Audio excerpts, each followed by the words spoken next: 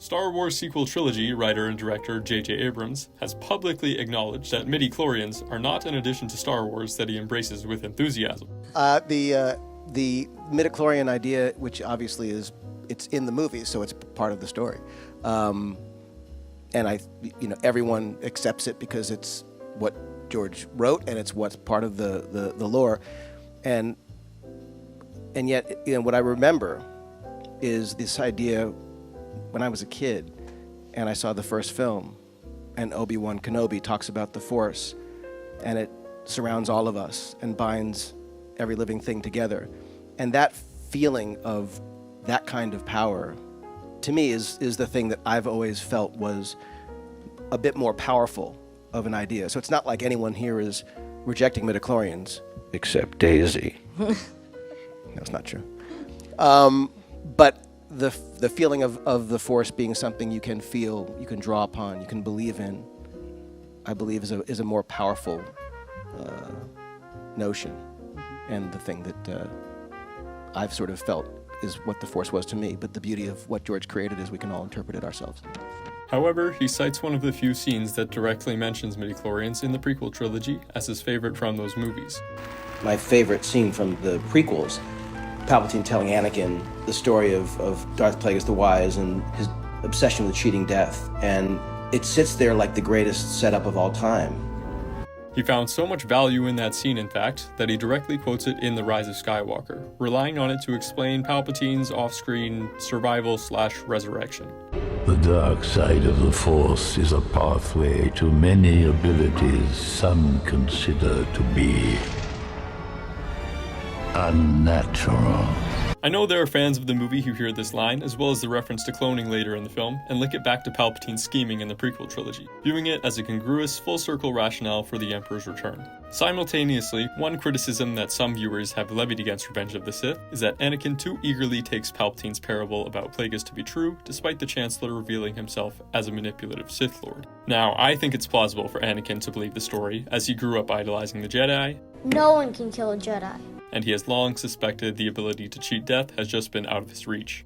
I will even learn to stop people from dying. This, in conjunction with motivated reasoning and his pre-existing perception that the Jedi are excluding him from greater knowledge, overrides his judgment so that he genuflects and takes the gamble with Sidious. But looking at the film itself, it's not obtuse to come away with the impression that Palpatine is lying about Plagueis. He does modulate his own role in the story throughout the film.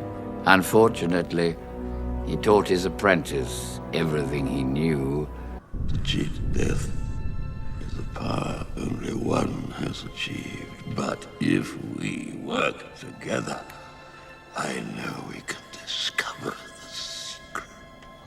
And the writer-director of Revenge of the Sith has revealed the subterfuge in Palpatine's account. While Lucas has deliberately left the door open as to whether Plagueis could create life, such as, let's say, Anakin, the door is unequivocally sealed off when it comes to saving others from death. Author Paul Duncan.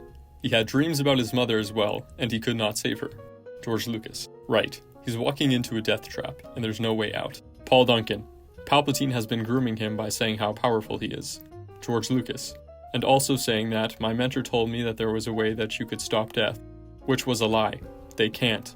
Anakin got sold a bill of goods because he wanted it so bad that he'd believe anything anybody would sell him. Paul Duncan. Palpatine's a snake oil salesman. George Lucas. It's a scam. Anakin's made a pact with the devil. I want the power to save somebody from death. I want to be able to stop them from going to the river Styx. And I need to go to a god for that. But the gods won't do it. So I'm going to go down to Hades and get the Dark Lord to allow me to have this power. That will allow me to save the person I want to hang on to.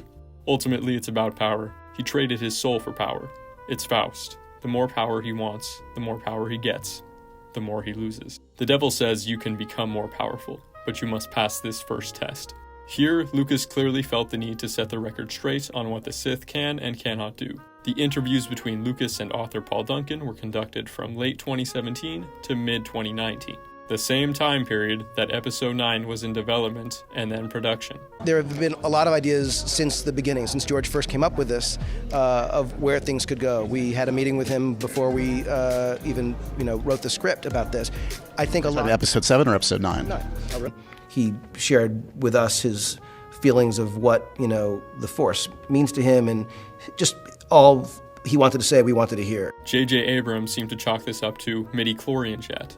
Maybe not quite recognizing that Lucas felt it was important that only select Jedi be capable of immortality. This can only be achieved for oneself, not others, starkly contrasting Palpatine's remark about Plagueis. He could save others from death, but not himself. The desire to keep those you care about from dying when their time has come is meant to be a hopeless quest, and antithetical to the Jedi's views on attachment. The only time the ability to cheat death is actually referenced by a Sith in the previous movies is to reel Anakin into Sidious's clutches. There's no actual indication that it was something Palpatine was obsessed with or even believed to be true, despite it now being a part of his character in ancillary media. And if his spirit has the ability to leap across space into other bodies, I don't know what's supposed to be stopping Palpatine from just returning again, because he has unlocked immortality. I have died before. I think it's telling that one of J.J. Abrams' few attempts to magnanimously pay tribute to an aspect of the prequels resulted in a departure so foreign to those movies' intended philosophy. So if someone calls Anakin gullible for accepting Palpatine's lies, Oh, I've been tricked. Holy shit, what have I done? remember a Star Wars director and many audience members apparently did the same.